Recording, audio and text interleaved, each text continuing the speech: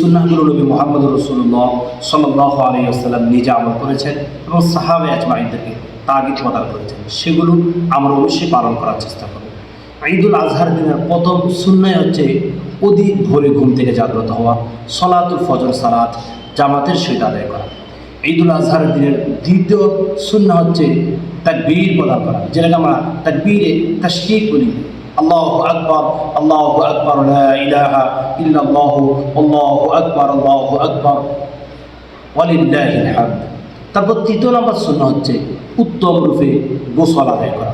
চতুর্থ নম্বর সুন্নাহ হচ্ছে মিসওয়াক করা।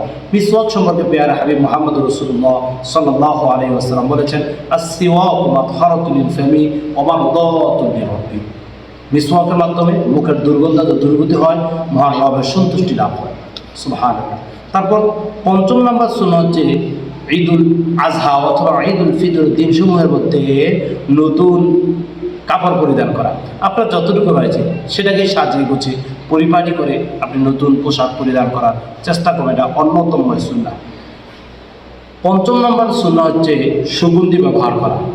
আপনার যতটুকু সামর্থ্য রয়েছে, যতটুকু যোগ্যতা রয়েছে, দাম অনুযায়ী যতটুকু সম্ভব ততটুকু সুগন্ধি ব্যবহার করা ঈদুল আজহার দিনের অন্যতম সুন্নাহ।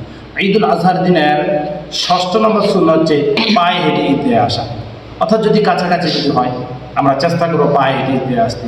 অধিক দূর যদি হয়, এটা বিশেষ করে আমাদের বাংলাদেশের জন্য নয়, বাংলাদেশের জন্য পায়ে হেঁটে যাওয়া স্বাভাবিক। অধিক দূরে যদি হয় তাহলে সেক্ষেত্রে গাড়ি ব্যবহার করা যেতে পারে, কিন্তু পায়ে হেঁটে যাওয়াটাই রাসূল সাল্লাল্লাহু আলাইহি ওয়াসাল্লাম সুন্নাহ হিসাবে শনাক্ত করেছেন। তারপর সপ্তম নম্বর সুন্নাহ হচ্ছে ঈদুল আজহার সালাত ঈদগাহে গিয়ে আদায় করা।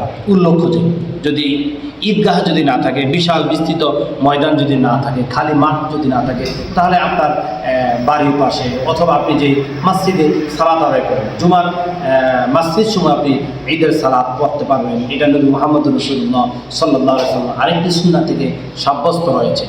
অষ্টম নম্বর সুন্নাহ হচ্ছে ঈদগাহে এক রাস্তা দিয়ে আসা, অপর রাস্তা দিয়ে যাওয়া। এটার তাৎপর্য হচ্ছে এক রাস্তা দিয়ে আসলেন, এই প্রতিবেশীদের সাথে সাক্ষাৎ হলো, ঈদুল আজহার সুস্বাগতম জানাতে পারলেন। অপর রাস্তা দিয়ে যান, সেই ক্ষেত্রে অপর প্রতিবেশীদেরকে আপনি ঈদুল আজহার দিনের শুভেচ্ছাগুলো জানাতে পারলেন। এই জন্য এক রাস্তা দিয়ে আসা, অপর রাস্তা দিয়ে যাওয়া।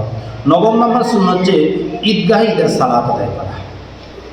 এটা হচ্ছে নবী মুহাম্মদ রাসূলুল্লাহ সাল্লাল্লাহু আলাইহি ওয়াসাল্লামের অন্যতম সুন্নাহ। দশম নম্বর সুন্নাহ হচ্ছে ঈদের সালাত 2 রাকাত আদায় করা।